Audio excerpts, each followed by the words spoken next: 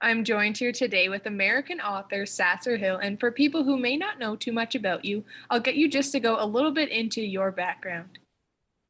I grew up in Maryland, and I was very fortunate to have old friends of the family, distant cousins that had horses. So I was able to ride and learn a lot about horses. And my father died when I was just 16. And there was a man named Alfred H. Smith Sr. who took me under his wing. He and his family took me under their wing. And they gave me a steeplechase horse to ride. And I mean, I knew how to ride, but I'd never been on a thoroughbred racehorse before. And they wanted me to go fox hunting with them. So I did. And I passed the master, which is a terrible error. But, I was 16. What could I do? So he taught me pretty much everything I know about horses. And he was a really cool guy to know because he had a horse named Tuscaloosa that was a champion steeplechaser, Clips Award winner 2 years in a row. So I had a great education in thoroughbred racehorses. So when I got married, I got into the business myself. And for about 32 years, I raised, bred, rode, owned racehorses.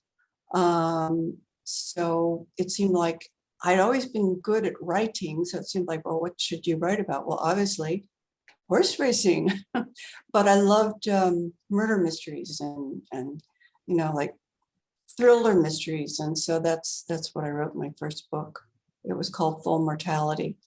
And your books in the Nikki Luttrell series, they also take both those inspirations with horses and mysteries as well. So your newest book, Shooting Star, released there back in July. But for those who aren't too aware of the series, could you just give some background into it? The first book is Full Mortality. It was released in 2010.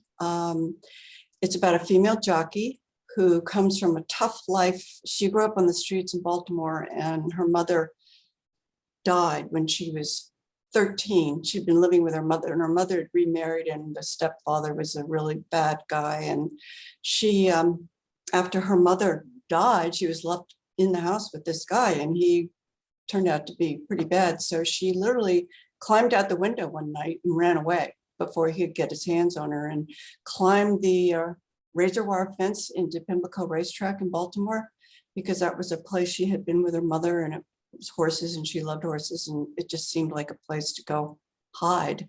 So she did. And you have to say, well, what is a 13-year-old girl with no money, no ID, no nothing? How does she survive? So that's kind of how it started.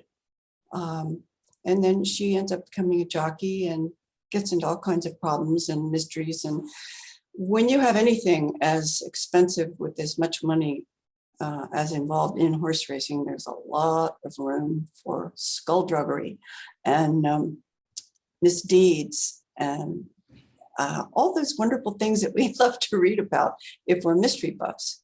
She goes to Santa Anita Racetrack. Nikki is hired by the Thoroughbred Racing Protected Bureau, which is a real bureau that exists in the United States. She's hired to make sure nothing happens to these horses, so it's not a repeat of what happened with the movie Luck, or the series rather, Luck.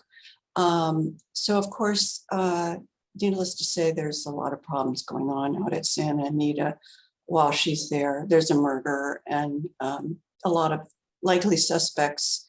The sleazy director, the handsome, hot, overly zealous young movie star who comes over from England, and just a whole cast of interesting characters. And I had a lot of fun writing the book.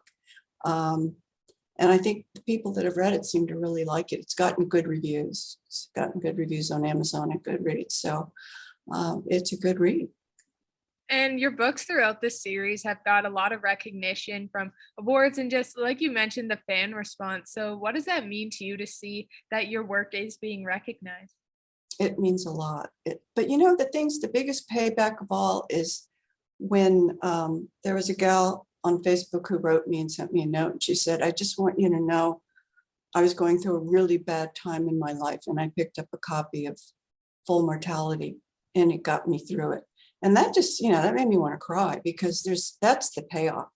There's not a whole lot of money, but having people that you know you've helped them, that you know you've entertained them. And that's always been my goal, not to be the great American novelist, but to write stories that are a little bit scary, a little bit funny, and always lead to reader satisfaction and a good time, an escape from reality. And we all know these days we can all use a little escape from reality. And if anyone is looking to pick up any of the books in the series, where should they go?